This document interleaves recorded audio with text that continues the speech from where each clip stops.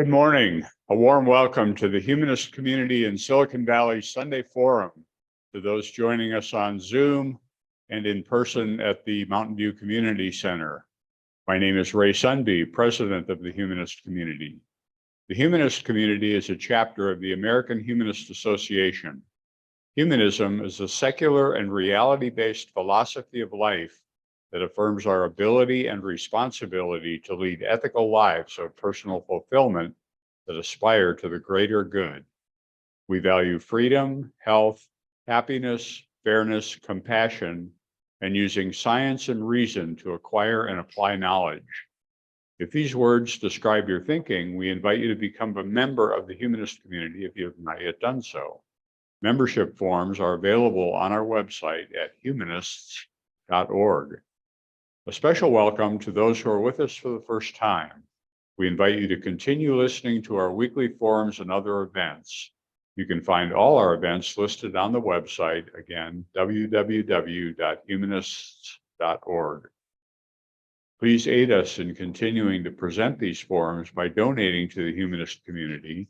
You can find out how to donate to our organization on our website, www.humanists.org. Okay, thank you, Ray. My name is Alex Havasi. I'm vice president of the Humanist community. So today, neuroscientist John Wathey is here to discuss his book, The Illusion of God's Presence and the Biological Origins of Spiritual Longing. In it, John treats spirituality as a completely natural phenomenon that has behavioral and evolutionary roots and that can be traced back to our vertebrate ancestors. So, John. All right, thank you very much for the kind introduction. So I'm very grateful for the invitation to be here today, and for all the effort that went into organizing the event. I know it does take a lot of work. And I think I should start by just clearing up a little confusion about the title of the talk. The title and the synopsis in the online announcement were from two different talks about two different books.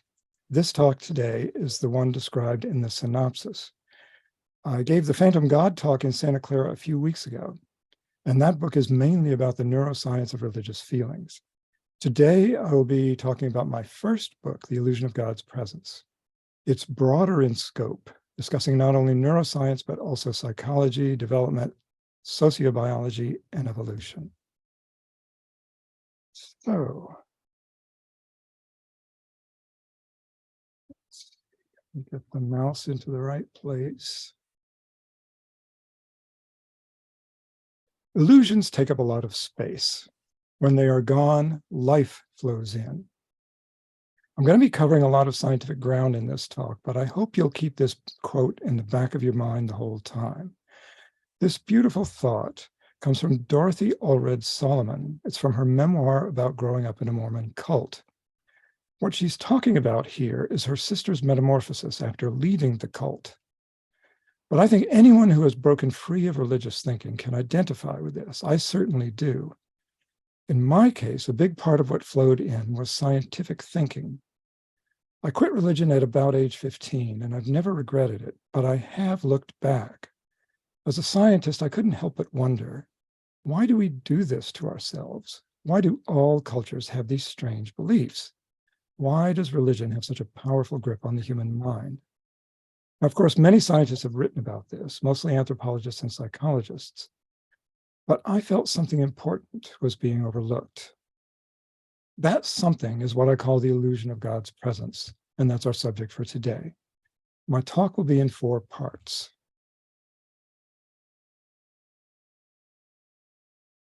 Let's see here.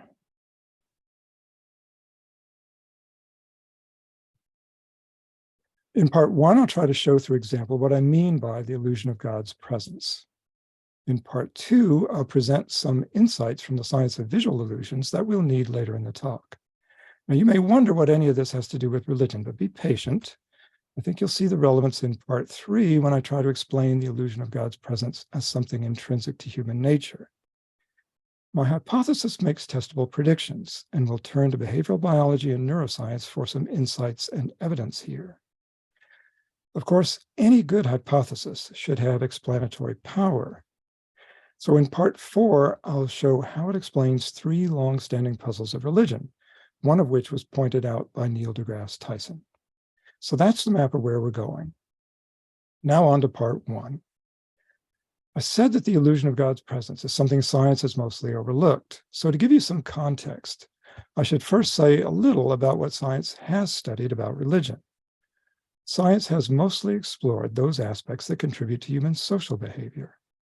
Of course, this is an extremely important dimension of religion, and from it we get belief in judgmental gods, greater cooperation within the in-group, greater hostility toward competing out-groups, rituals of sacrifice as proof of belief and loyalty, and group rituals that get believers moving and feeling as one. In my book, I lump all of these together into what I call the social root of religion.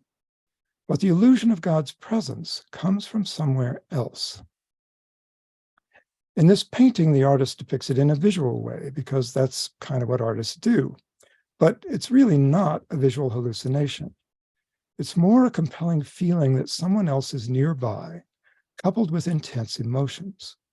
And I can best convey the illusion by simply reading you some first-person accounts.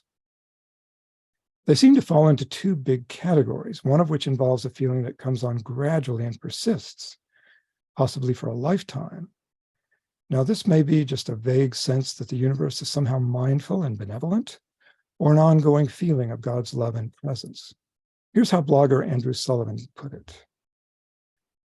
I have never doubted the existence of God, never. My acceptance of God's existence, of a force beyond everything and the source of everything, goes so far back in my consciousness and memory that I can neither recall finding this faith nor being taught it. It is the air I have always breathed. And then there's the sudden and transient kind. Often these come in times of personal crisis or helplessness. This anonymous example comes from a collection of thousands of such reports.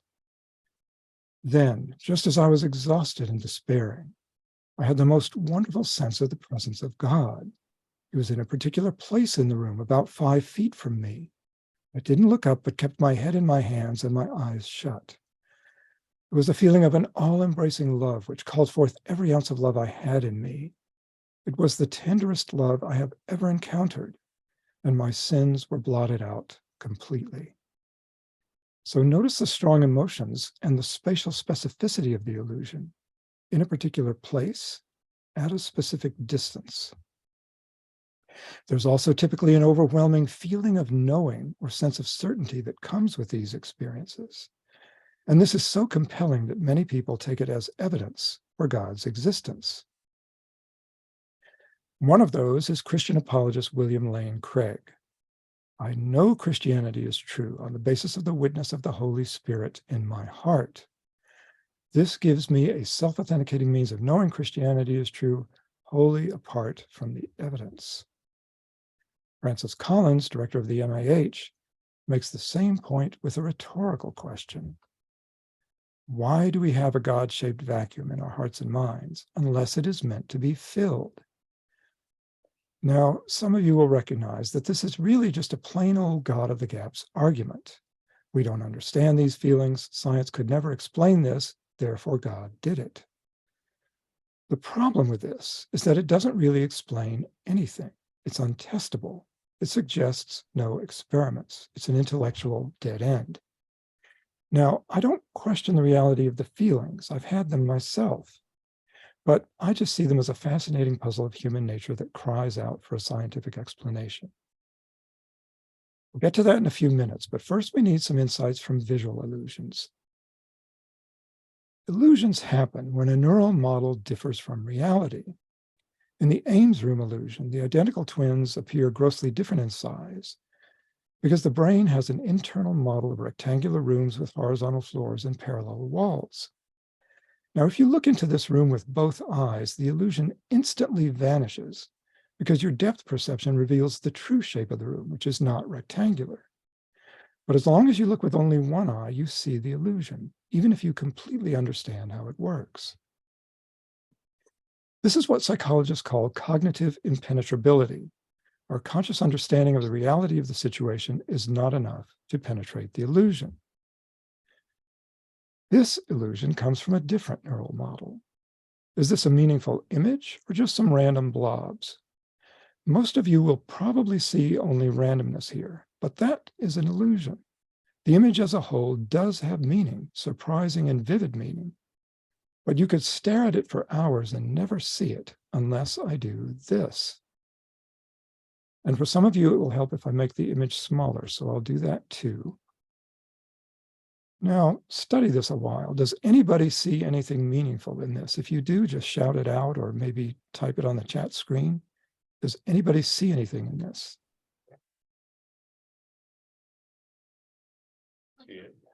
I did until you screwed it up by turning it upside down. No, I see it now. It's right side up. So what do you see? I see a female face. Excellent. Right. Excellent. Okay, now I am guessing that not everybody has seen it yet, because this is a particularly difficult example of this kind of illusion. This is, I'll give you a little, I'll give you some hints with my cursor here. Let me move it over to the right screen. Okay, so she's, it is a woman's face, a young woman looking to the right in profile, and the light is coming from the right. This is her eyebrow here where my cursor is, and below that, here's her eye. This is the outline of her nose right here. This is her upper lip. Her mouth is open and a nice smile. Here's her lower lip, outline of her chin, which is kind of washed out by the light, underside of her chin, and her neck. So I hope that has helped most of you see this image now. This thing is called a Mooney face, after psychologist Craig Mooney, who used images like these to study perception in the 1950s. It's a grossly impoverished image, stripped of all color, shades of gray, and most spatial detail.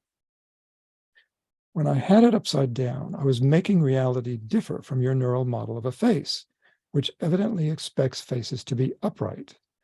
And even now that I hope most of you can see the face, you will probably lose that percept, or at least it will become much weaker if I turn it upside down again. And there are two important lessons here. One is that this is yet another example of cognitive impenetrability. We have trouble seeing the face in this image if it's upside down, even when we know it's there. But if we turn it right side up, our neural model fleshes out this stripped down picture, and we get a much more vivid percept of the face. That's the second lesson. Perception comes not only from sensory input, but also from what the brain expects. When the sensory input is impoverished, the expectations of the brain's internal models become much more important. Of course, if the image is not impoverished, it's easy to see upside down faces, and many of you will recognize this as Margaret Thatcher. If you study these images carefully, you might notice some slight differences, but overall they look very similar. And that is the illusion. Here's what they really look like. The only difference here is that the eyes and the mouth have been turned upside down in this image now on the left, but that's enough to make her a hideous ghoul. And because Margaret Thatcher's face was the first to be abused in this way, the illusion is named in her honor. What this tells us is that there's a special purpose circuit in the brain for the holistic processing of upright faces, and our perception of the normality of a face and its emotional impact are absolutely dependent on that circuit. We are utterly blind to the ghoulishness of Margaret Thatcher's altered face if it's upside down. What the illusion cannot tell us, though, is whether that special purpose circuit is innately specified or is the product of experience. After all, we almost never see upside down faces. Maybe the brain is lousy at perceiving them because it just hasn't seen enough of them. So is holistic face perception innate or learned? Well, there's a way to find out. Twin studies are the gold standard for teasing apart innate versus learned aspects of perception. Identical twins share 100% of their genes, but fraternal twins only 50% on average. If identical twins are significantly more alike in their face perception abilities, than are fraternal twins, then that's compelling evidence of a genetic contribution. Now, to do this twin study, we need tests of face perception that will give us numbers, and luckily there are some. I don't have time to explain these, but all you really need to know is that they are sensitive tests of holistic face perception that give numerical scores. The twin study found a strong genetic contribution to holistic face perception. About a third of the variance across individuals comes from genetic factors.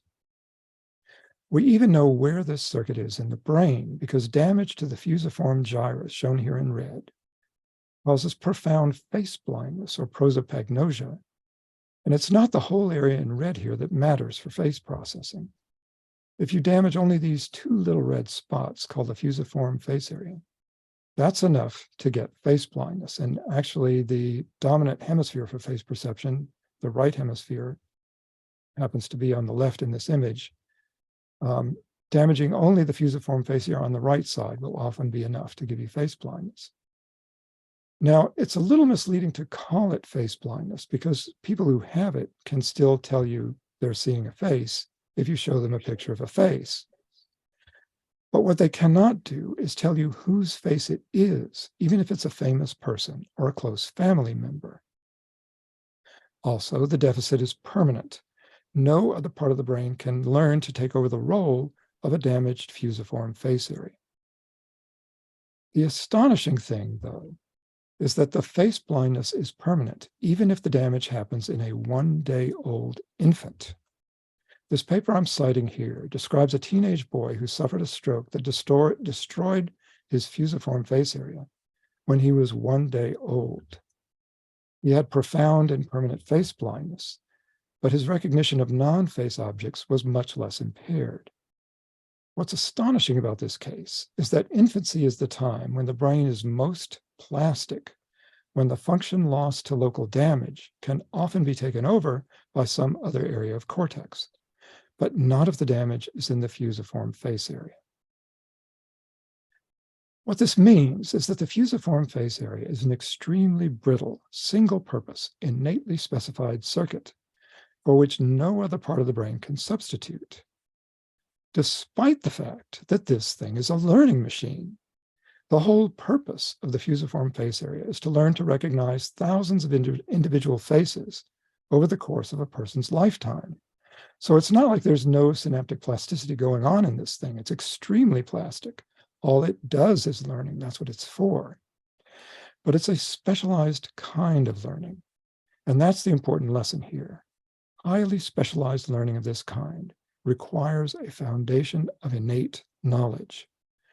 And that insight suggests a question. Can a newborn infant use any of this innate knowledge about faces? Well, it turns out that they can and do.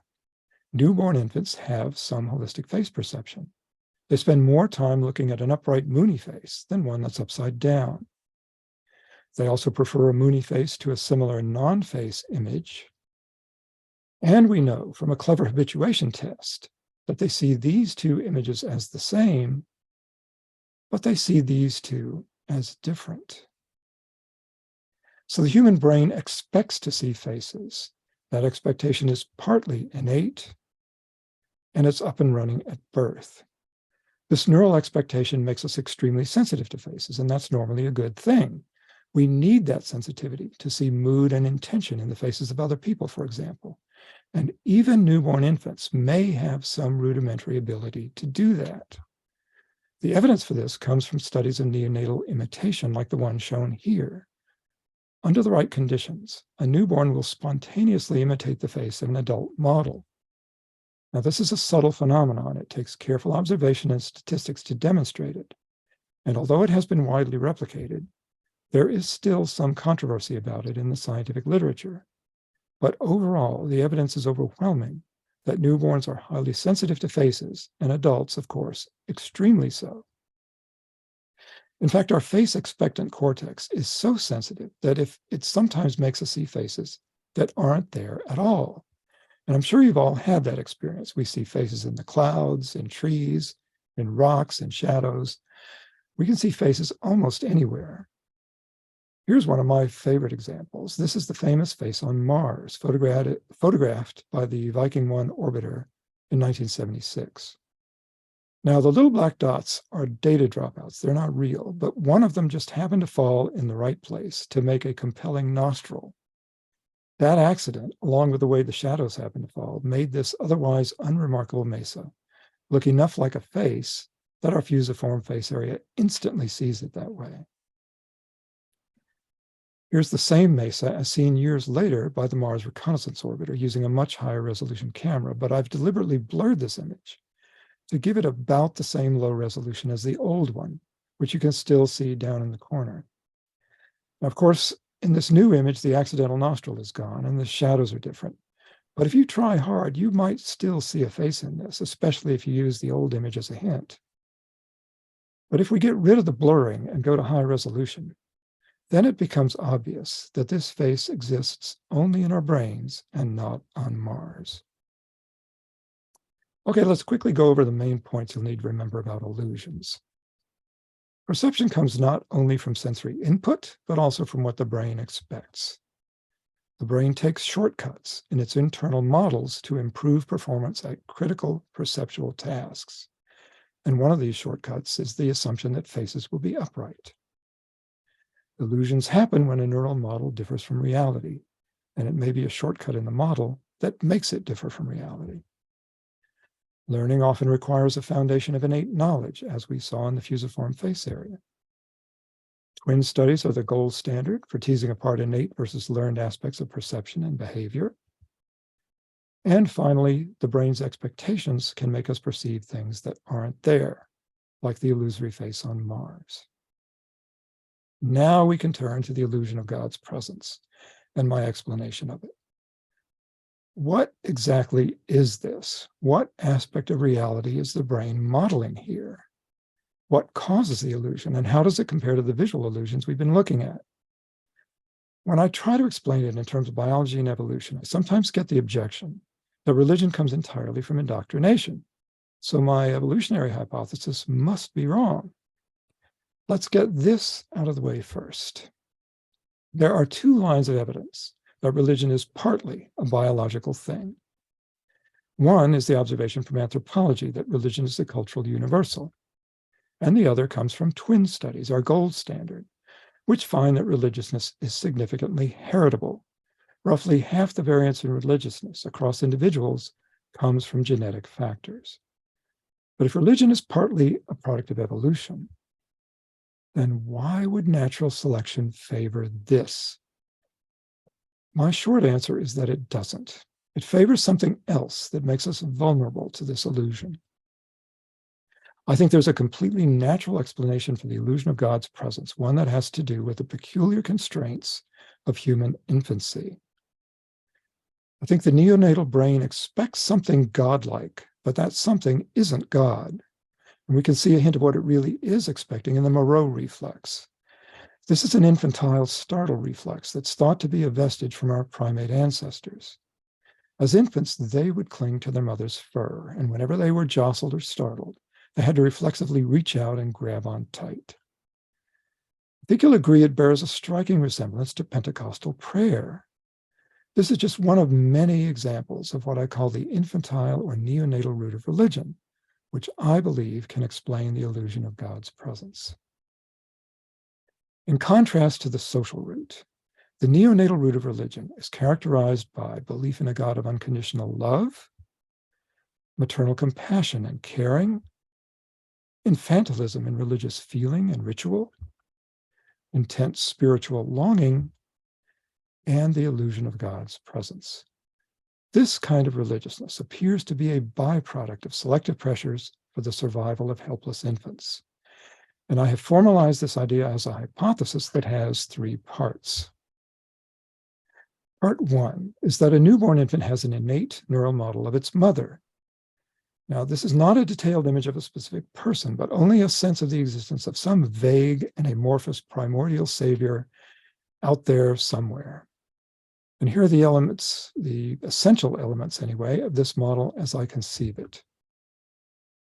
A newborn infant knows that its mother exists, that she knows how to help the infant, that she's able to help, wants to help, and will help when she hears crying. Now, there's a bit more to it than that. There's also some physiologically critical information about the mother providing nourishment through nipples that can be recognized by scent and touch and taste, about her having a melodic voice, a feminine pitch, and about her having a face and some rough idea of what a face is and what it looks like. And on the left here, you can see what a mother's face does look like to a newborn with its still developing visual system. This is an impoverished image, sort of like a Mooney face. So you can see how it would be helpful for infants to have some innate capacity for holistic face processing. Well, I am suggesting they have more than that, especially in the cortex that will ultimately support social behavior in adulthood. But in infancy, it supports attachment to mom, the primordial savior.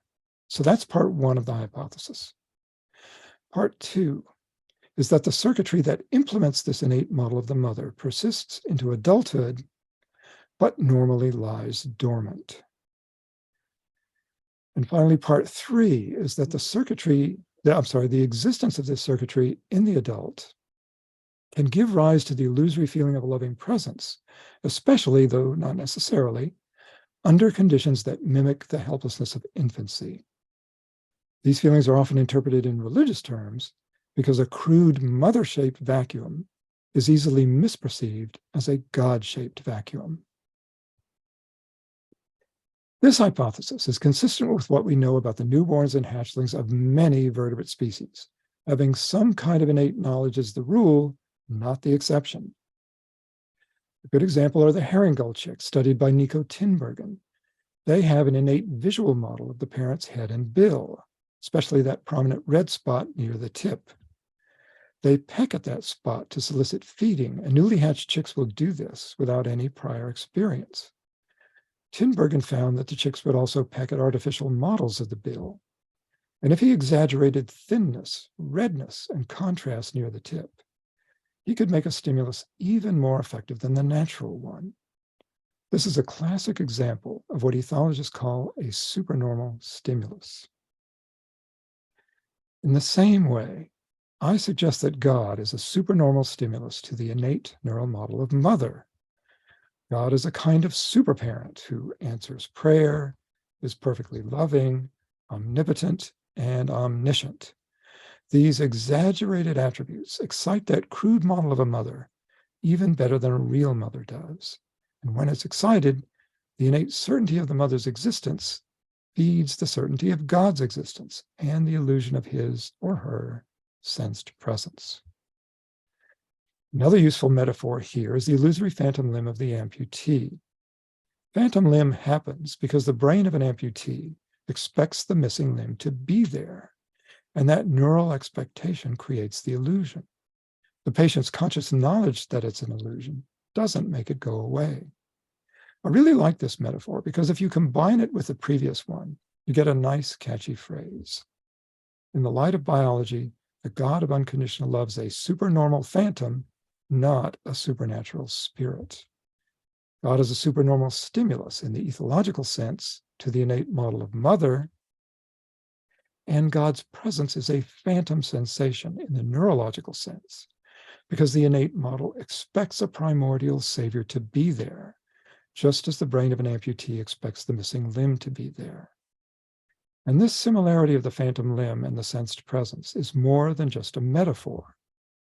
Both the phantom limb and the sensed presence are illusions of embodiment, one's own in the case of a phantom limb, or someone else's in the case of a sensed presence.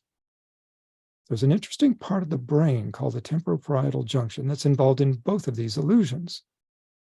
I think this is likely to be one of several places in the brain where the innate model of mother is implemented, but it's not the whole thing.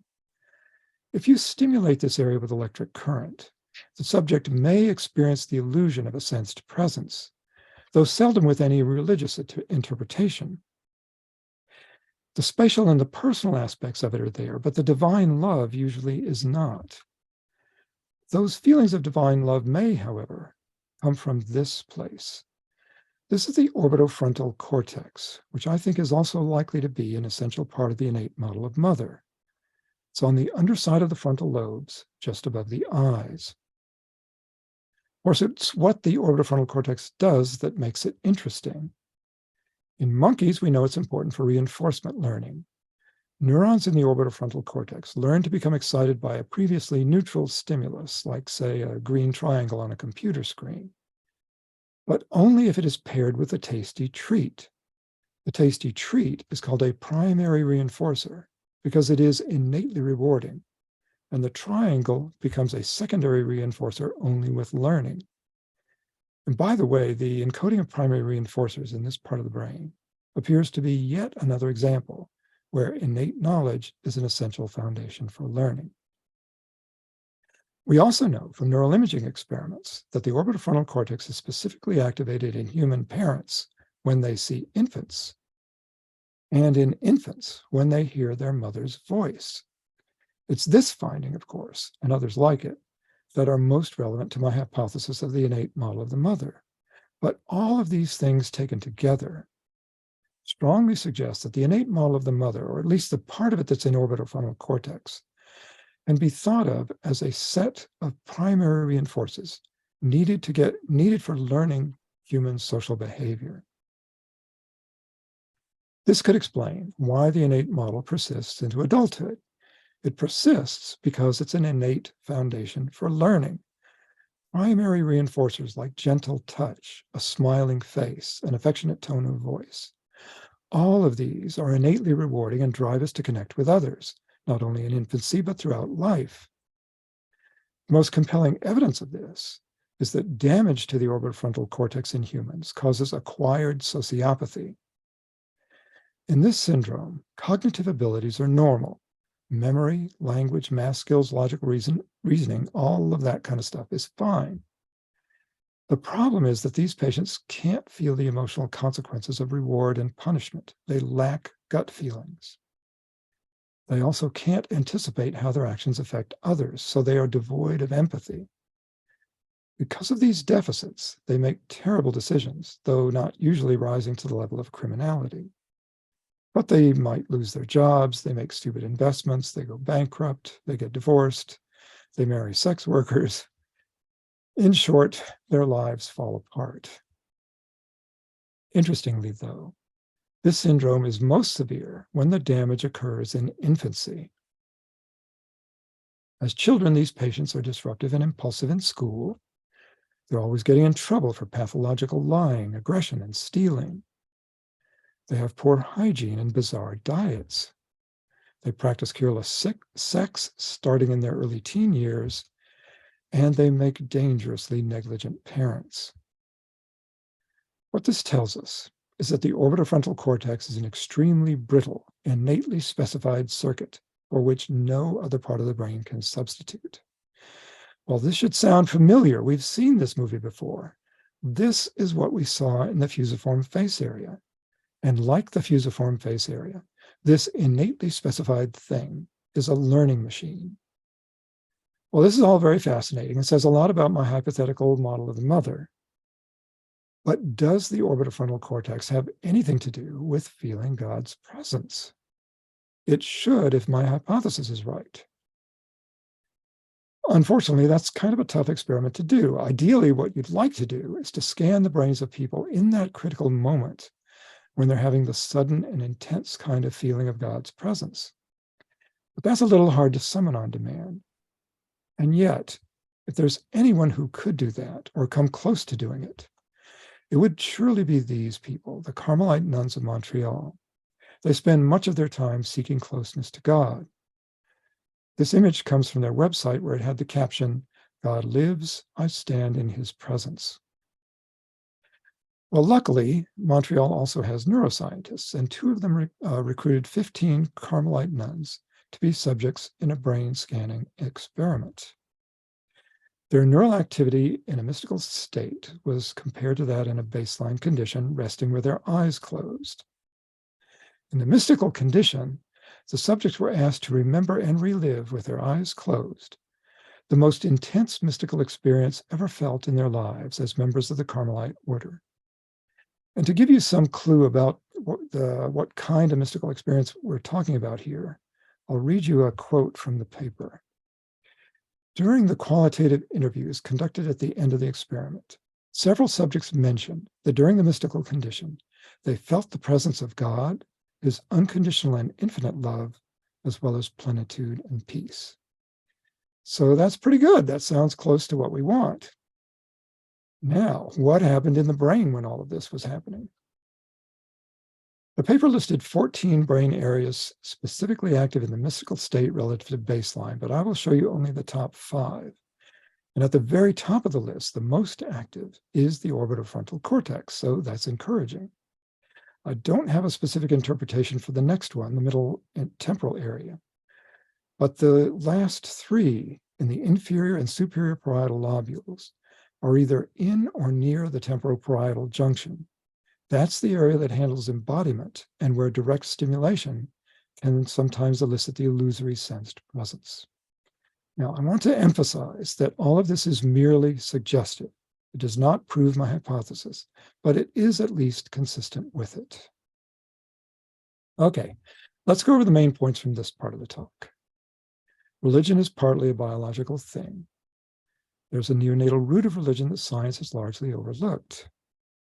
God's presence is an illusion in high-order association cortex that retains an innate model of mother. In the light of ethology and neuroscience, God is a supernormal phantom, not a supernatural spirit. And finally, the hypothesis of the innate model of mother leads to testable predictions, and we saw evidence for one of them in the orbitofrontal cortex. A good hypothesis may also explain some long-standing puzzles, and we have time for 3. Puzzle number 1. Why is God two-faced? Why do believers tell you their God will damn you to hell, yet in the same breath insist that he loves you unconditionally? Well, you already know my answer to this. They are blind to this blatant contradiction because of powerful intuitions from the social and neonatal roots of religion, which tell them that both descriptions of God must be true. Now, if I'm right about this, if these really are the dominant sources of religious emotion, then this insight applies to more than just the two-faced God. It means that religion is in some fundamental sense two-dimensional. If we mix the social and neonatal ingredients in the right proportions, we should be able to cook up just about any kind of religiousness there is. Or more precisely, if we could measure how much a person's belief comes from the social and neonatal components, we could plot anyone in this space.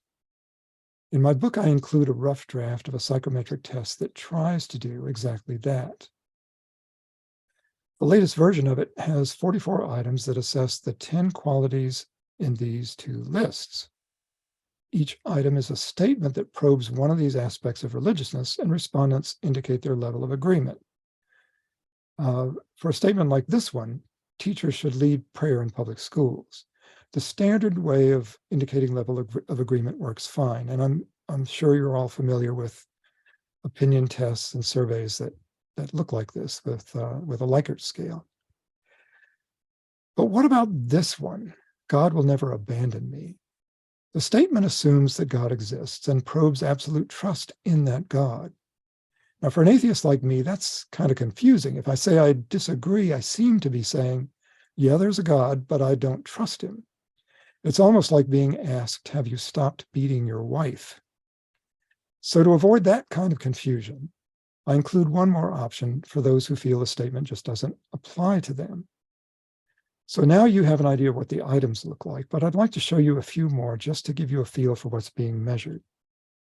Let's start with the social dimension. For example, items that probe divine judgment include God rewards the righteous and punishes the wicked. Hell is a real place where sinners and believers are punished. At times, I have been fearful of God's wrath. And probing sacrifice, we have things like people who don't contribute money at religious services should stop coming. I would gladly give my life to defend my faith. And I would rather my child die than lose his or her faith in God. Now, the first one in the list seems kind of tame compared to those other 2, and the last one is so extreme. You might not think any parent could possibly feel that way, but I assure you some do. That's an almost verbatim quote from a documentary film in which a Christian mother said pretty much exactly that. Now, of course, the neonatal items are very different. Probing infantilism. I sometimes think of God more as a loving mother than as a heavenly father. I feel safe in God's arms. We are all God's children. And finally, probing the feeling of God's presence. God lives in my heart. God always answers my prayers. I know God is real because I have felt his presence. Well, that should give you some idea of what the psychometric test is all about. But the main point I want to make is that you should think of it as a prediction. These two dimensions of religiousness should really exist, not just on paper, but in the minds of the people who take the test. Psychologists have a mathematical tool for just this kind of problem. It's called factor analysis. I predict that if my psychometric test is given to many subjects of diverse religious backgrounds, then the social and neonatal items should naturally segregate into these two distinct factors in a factor analysis. That would mean that they correspond to something real in the human mind. This experiment has not been done, but it should be. Okay, puzzle number 2. Why are women more religious than men? This is probably the single most robust finding in the psychology of religion. Across nearly all religions and by most measures of religiousness, women are significantly more religious than men on average. The only significant exception is in the frequency of attending worship services, where the gender gap is kind of a mixed picture. These data come from the Pew Research Center. Shown in orange are the 30 countries in which significantly more women than men attend weekly religious services. In blue are the 28 countries in which men predominate. In gray are countries with no significant gender gap, and countries in white were not surveyed for this question. Turns out that what's going on here is that in predominantly Muslim countries, a social norm requires men to attend Friday prayers in the mosque. Women, however, are allowed to pray in private and often do so at home. But for every other measure of religiousness included in the Pew surveys, the maps are overwhelmingly orange and gray. Here's the map for self-rated importance of religion in the subject's personal lives. Women predominate in 36 countries, men in only 2, Israel and Mozambique.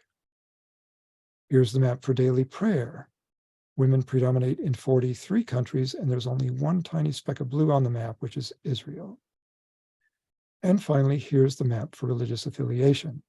Women predominate in 61 countries, and there is not a single speck of blue on the map. So why is this? Why are women more religious than men? Several explanations have been offered, and a few have some supporting evidence, but there's no scientific consensus on the question. I think there are probably several factors behind this gender gap, but the idea of the innate model of the mother suggests a new one that I think may be especially important because it makes some interesting predictions. I call it the crosstalk hypothesis for the greater religiousness of women, and it comes from something I showed you earlier in the orbitofrontal cortex. You may recall that both adult caring for infants and infantile longing for mother come from the same neural circuitry. This strongly suggests that these two behavioral systems are correlated. There's crosstalk between them. Individuals with greater empathetic caring as adults should, as infants, also have greater infantile longing for mom, and as adults, greater spiritual longing for God. But there's one more critical piece to this puzzle, and that is the observation that women are more caring and nurturing than men. This means that they should have greater spiritual longing than men, which makes them more susceptible to the illusion of God's presence, and therefore more religious than men in the neonatal dimension. And that last part is important because it makes very specific predictions. Veneration of God as an infant should have relatively greater appeal for women than for men. On average, women will score higher on the neonatal dimension relative to the social than men. And greater nurturance or empathetic caring as a personality trait should correlate with greater religiousness of the neonatal kind, independent of gender. And I think we can see a good example of this in the case of Francis Collins. He became a Christian early in his career as a physician caring for cancer patients. It was his great compassion, not so much the infamous frozen waterfall, that brought him to Jesus. And that brings us to puzzle number 3. Why do elite scientists believe in God? Years ago, Neil deGrasse Tyson pointed to this puzzle and said there's something else going on that nobody seems to be talking about, something mysterious and alluring about religion that can seduce even the most brilliant of scientific minds.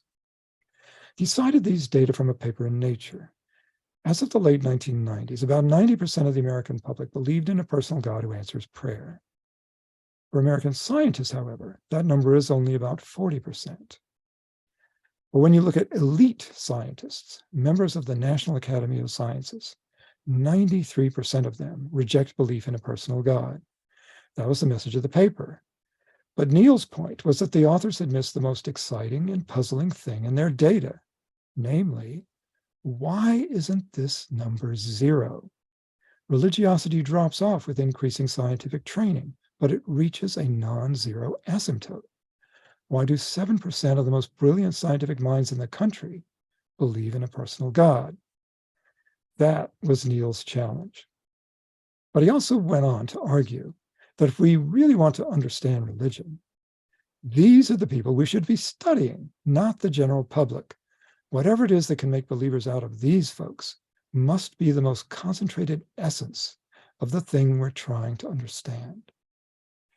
Now, one suggestion I've heard is that these 7% must have had heavy religious indoctrination as children, and so were more likely to believe in God as adults. That idea was not tested in this study of the NAS members, but it was addressed in a similar survey of the equally prestigious Royal Society of London. Regarding the 5% of fellows of the Royal Society who believe in God, the authors write, we found that, surprisingly, childhood religious upbringing was not significantly related to current attitudes toward religion. Now, this may have surprised the authors, but it doesn't surprise me in the least. My answer, of course, is that this comes from the neonatal root of religion, and what's seducing these elite scientists is the cognitively impenetrable illusion of God's presence. And again, this makes testable predictions. Relative to the 93% of their colleagues who do not believe in God, this puzzling 7% of NAS members should be significantly enriched in women, physicians, and others who score high on tests of empathy and nurturance. And relative to those in the general public who do believe in God, the 7% will be significantly enriched in people who identify as spiritual but not religious, which is really just another way of saying that their faith comes mostly from the neonatal root. I'd like to close with one last description of the illusion of God's presence, this one experienced on the moon by astronaut Gene Cernan. We're in a good position to make sense of it. I was literally standing on a plateau somewhere out there in space, a plateau that science and technology had allowed me to get to. But what I was feeling at that moment in time, science had no answers for. Because there I was, and there you are, the Earth, dynamic, overwhelming. And I felt that the world had just too much purpose, too much logic. It was just too beautiful to have happened by accident.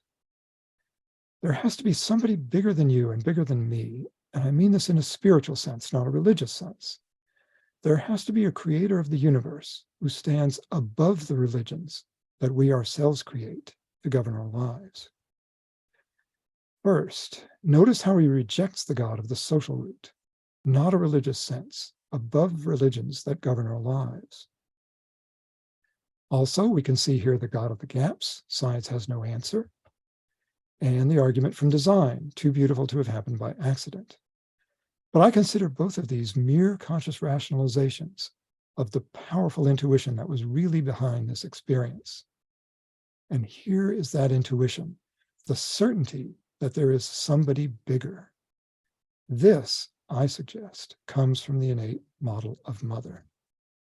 Science does have an answer for this. It hasn't yet been completely tested, but it explains a lot, and it is specific enough that it can be tested. You can learn more about all of this at my website, watheyresearch.com, and of course, even more in my book, The Illusion of God's Presence. In this book, I promise a sequel, a second book, that will explore in greater detail the neuroscience of human religiousness. That book was published last October, and it's called The Phantom God. And having made those shameless plugs, I will be happy to take questions. Give me just a second to quit sharing the screen and press the right thing here.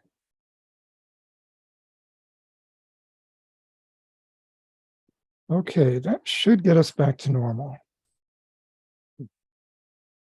Okay, well, thank you. I'm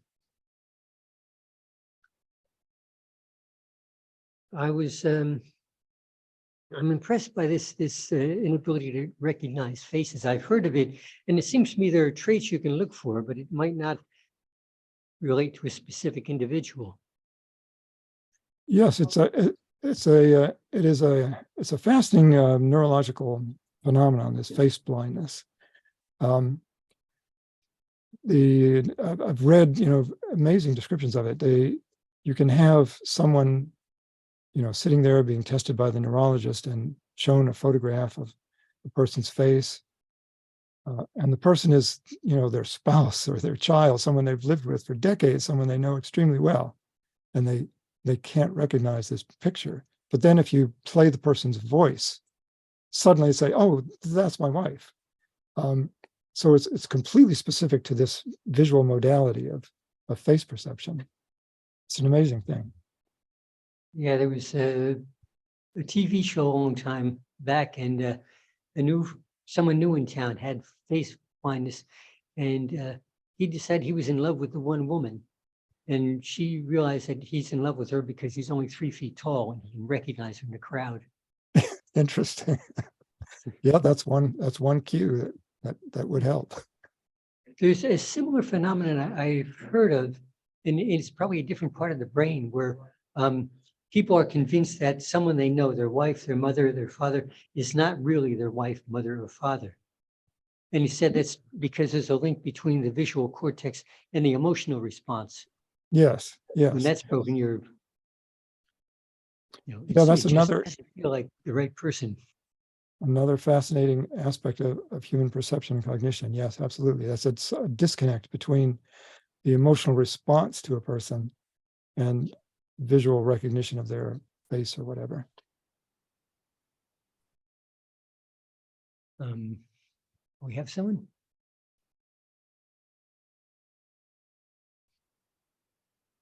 Jonathan. I wasn't sure that was you. You're muted. You're still muted. First of all, I thoroughly enjoyed your presentation. It was remarkable.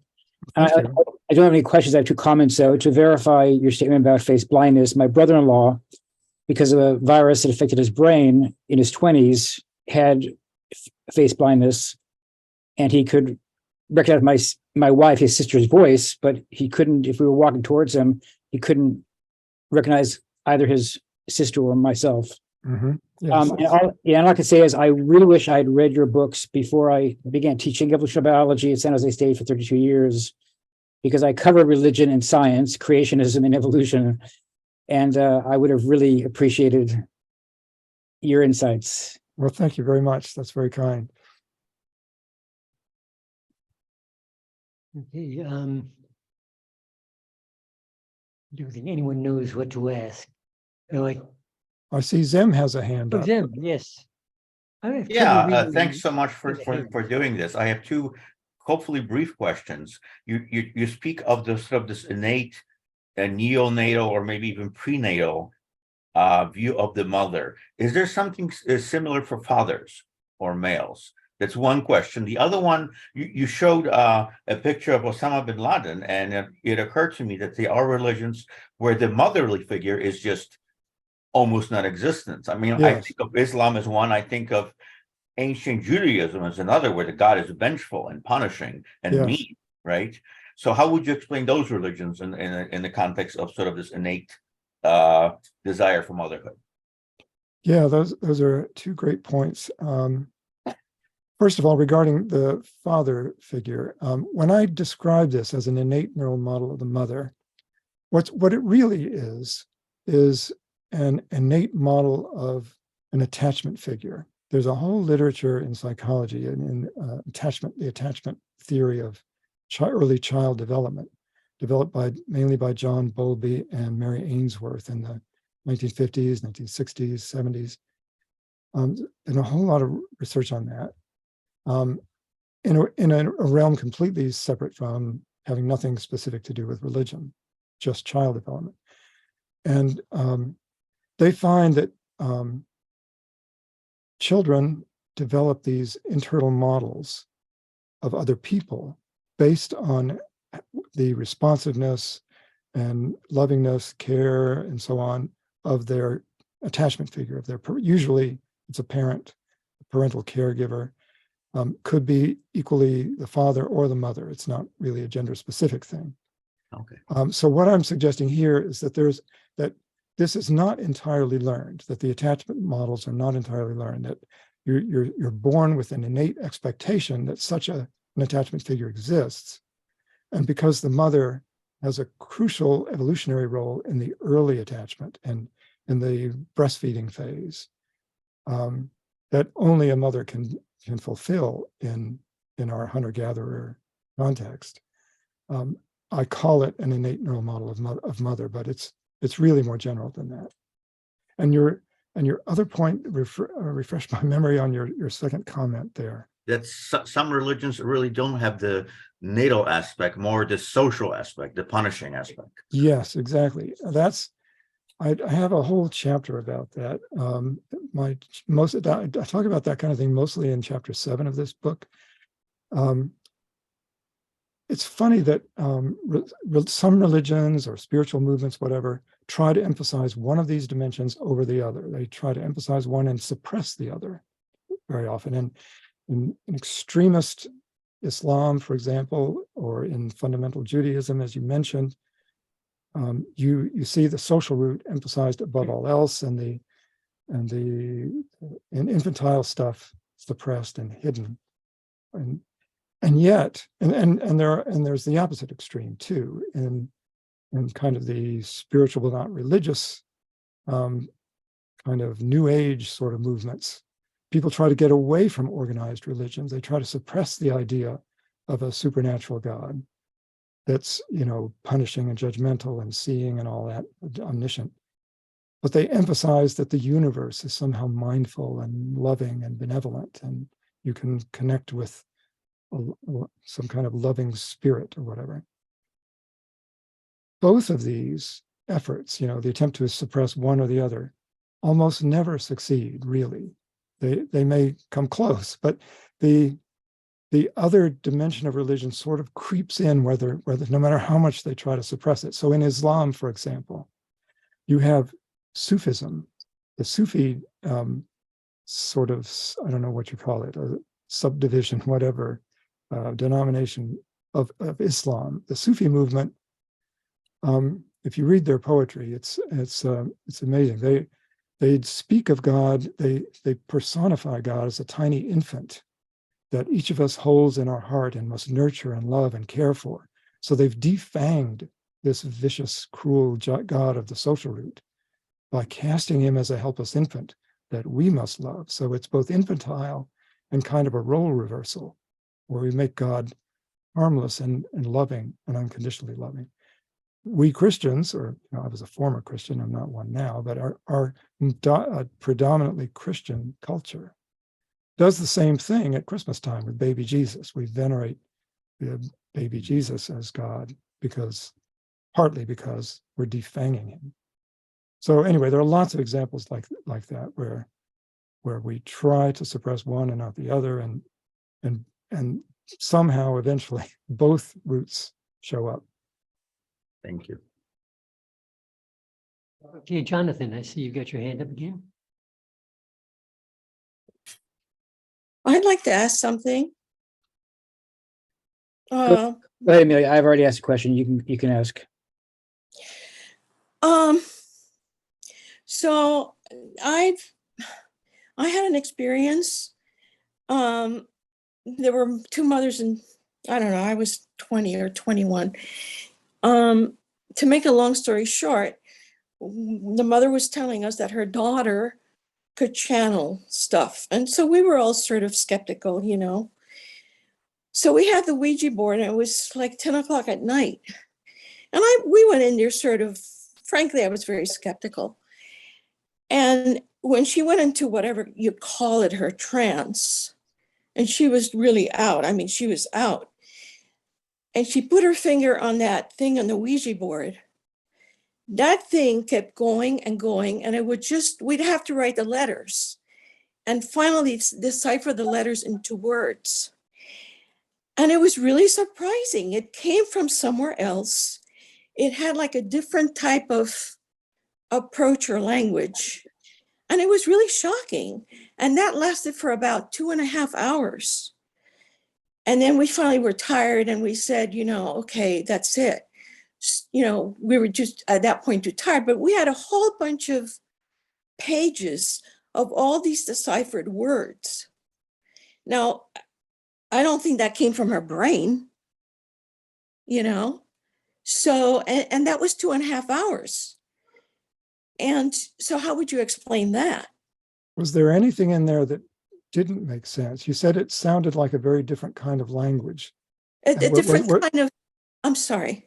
Were there stretches of things that just look like nonsense strings of letters? No, there was absolutely nonsense. It answered everything. My last question, which maybe was a silly one to everybody, but I said, I'd like to know at what age I'm going to die. And it said to me, Amy, you really don't want to know that. Now, maybe that means nothing to you, but my point is that that thing did, you know, it was like HAULMN. And then we'd have to break that, and it all broke into words. And that was 2.5 hours. So I don't disbelieve that there was something, whatever it's called, communicating with us. So what would you say to that? What would I say to that? There are several ways that kind of thing could happen. And without actually seeing what you saw, without actually being there and seeing it myself, it's a little hard for me to tell how much of which of these is possibly an explanation for that. One possibility is that the person who's in the trance, moving the cursor, I guess you'd call it, of the Ouija board, is basically spelling out words or sentences, actually answering the questions herself at a sort of subconscious, semi-conscious level, that she may not be thinking that she's deliberately spelling out words, but at some level, kind of unconsciously, she is.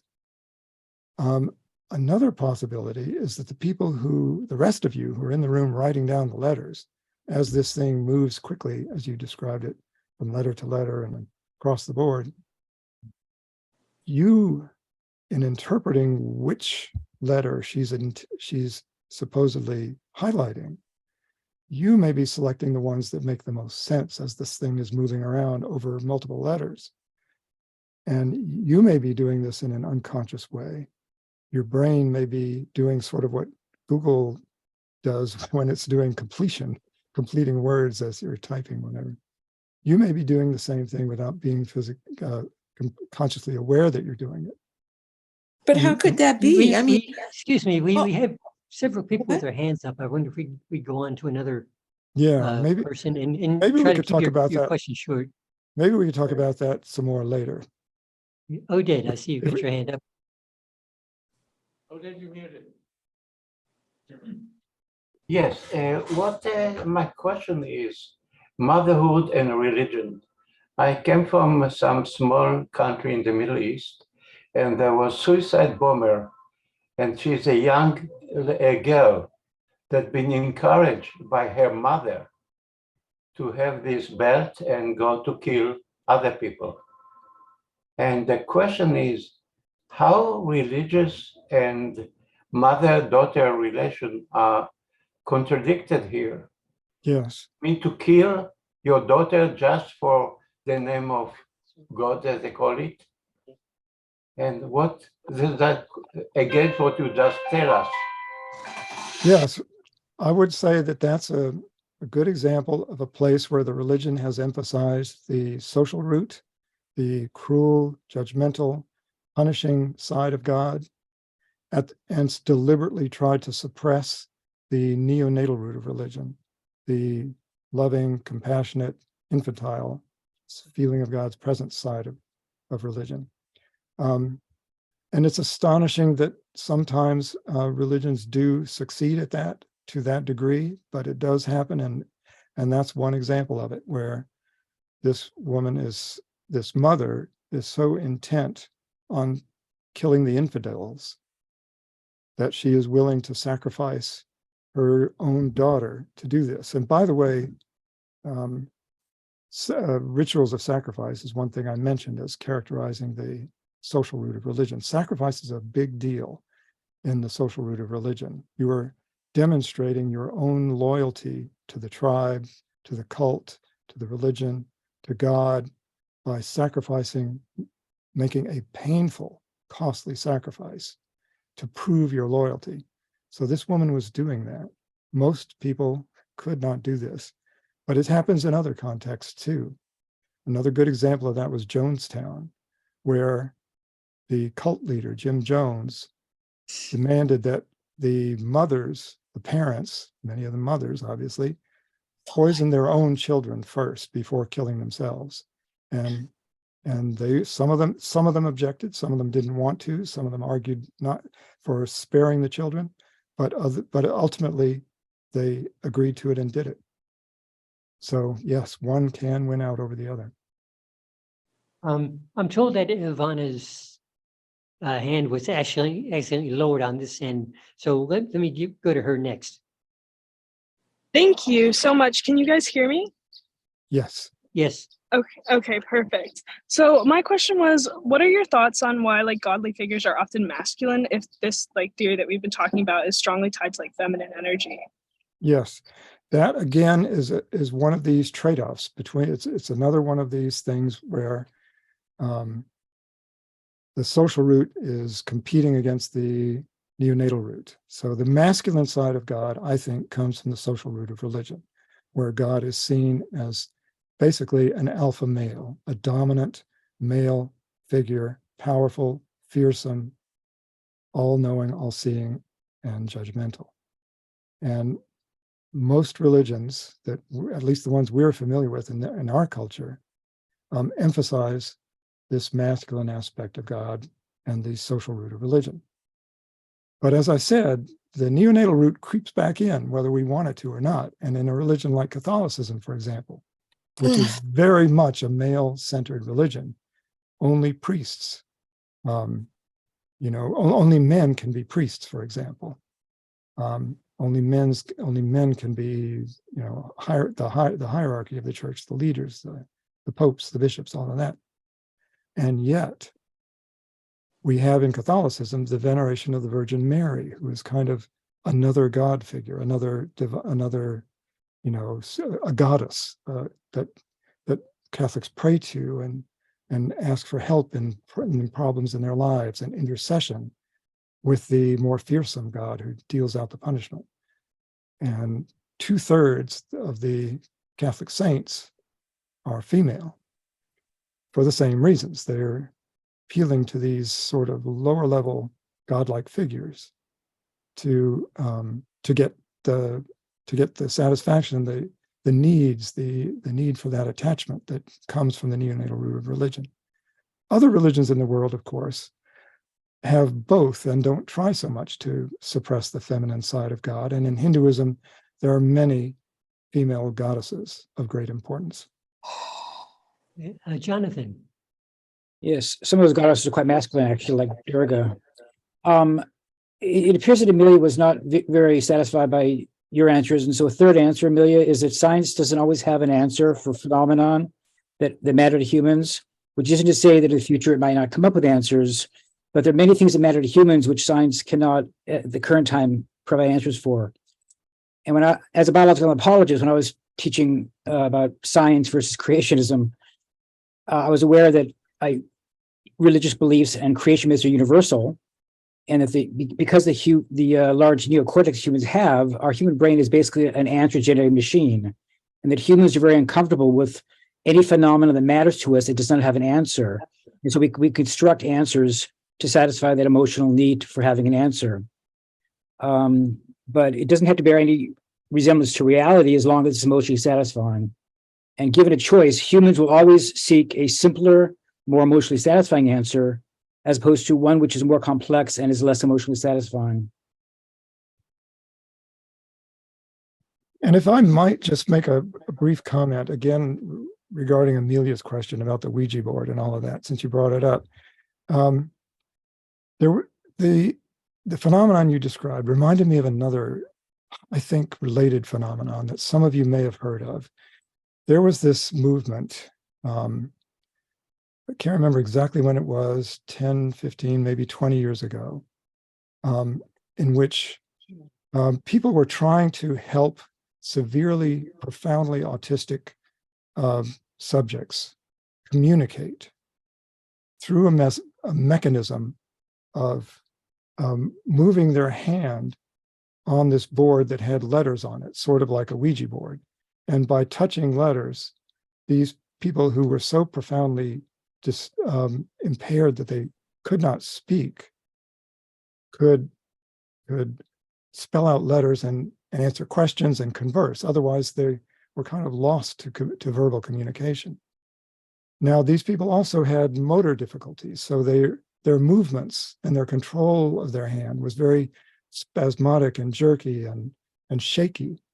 And the thinking among the therapists who were trying to help them was that if we put our hand on their wrist and stabilize these tremors, then they can better control their movements and point to the letters.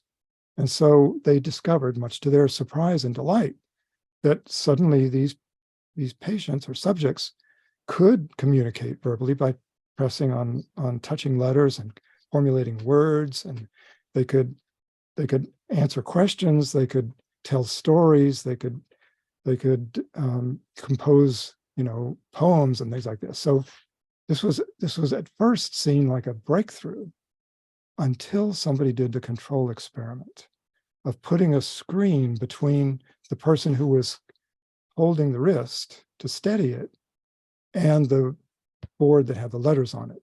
So they could feel the person's wrist and stabilize it, but they could not see the letters themselves. When it was done that way, suddenly all of the verbal content, all of the meaning, all of it vanished. The helpers had been doing all of the verbal task without consciously realizing it. They were picking out what they thought the person was trying to point to and help them point to it without being consciously aware of it. Just wanted to make that point. Okay, we're running out of time. I had two more questions. Sam. Yeah, just a quick question. Is it possible that the social root of religion is merely a political construct?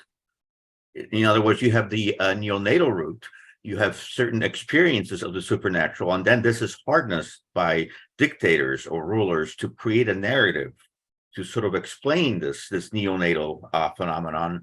It's just used basically for political ends, for social control. I would say probably not, just for a couple of reasons. One, the two roots are very different in the kind of religiousness they give rise to, and they're very different in the kind of behaviors they give rise to. Also, there's a lot of evidence for an innate foundation for the social root of religion, which I had not really talked about in this talk, but I do in the book. One piece of evidence for that is that we can see traces for this kind of alpha male personality, this judgmental, cruel, bombastic God. We can see that in our primate cousins, our non-human primate cousins. So it predates our human ancestry in the Pleistocene. Thank you. Okay, Ray, I guess you've got the last word then. Next to the motion. Thank you. That was an impressive talk. And my question is, you've gone into a lot of detail that explains why many people are religious and have these beliefs. But is there a way to use this knowledge to eliminate religion and have more people in the humanist realm, where we use science and reason to acquire and apply knowledge? You know, I think of the Dark Ages when a lot of learning was suppressed. And is there a way to use this knowledge that you have developed to help eliminate religious beliefs? That's a great question, and one that I wrestle with a lot myself. You recall that I talked about twin studies where some significant fraction of variance across individuals comes from genetic factors. What I didn't mention, of course, is that the rest of it comes from environmental factors, or a little of it from experimental error. But the twin studies show that although things like religiousness and the things that give rise to religion have a strong genetic and heritable component, that's not the whole story.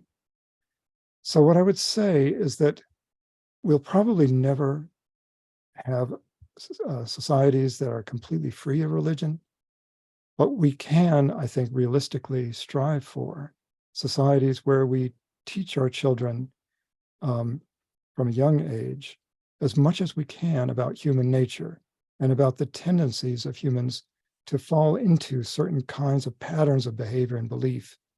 And these religious patterns that we've been talking about should be taught and explained to kids. In the simplest way, I would start at a very young age, teaching them to recognize a bully, that the kind of personality and the kind of behavior that we call bullying, to recognize it for what it is, that it's something some people just have a tendency to do more than other people do. And we have to be careful to recognize it and avoid it and not get sucked into it. Bullies don't just hurt other people.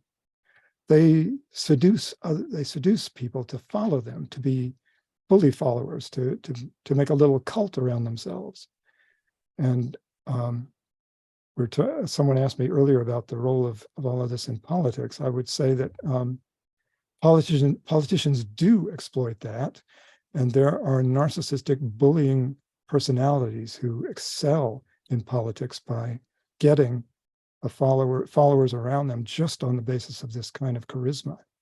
So I think we can try to immunize our children by teaching them about human natures and the weaknesses we have as human beings to fall into these harmful patterns of thinking and behavior.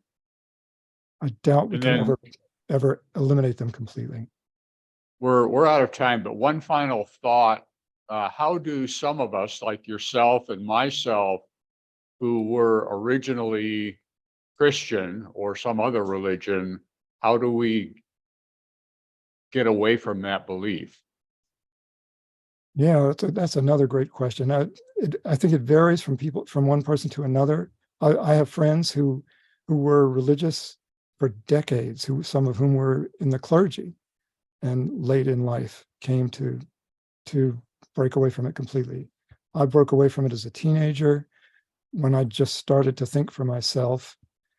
For me, it was partly education, partly I'm kind of a nerd.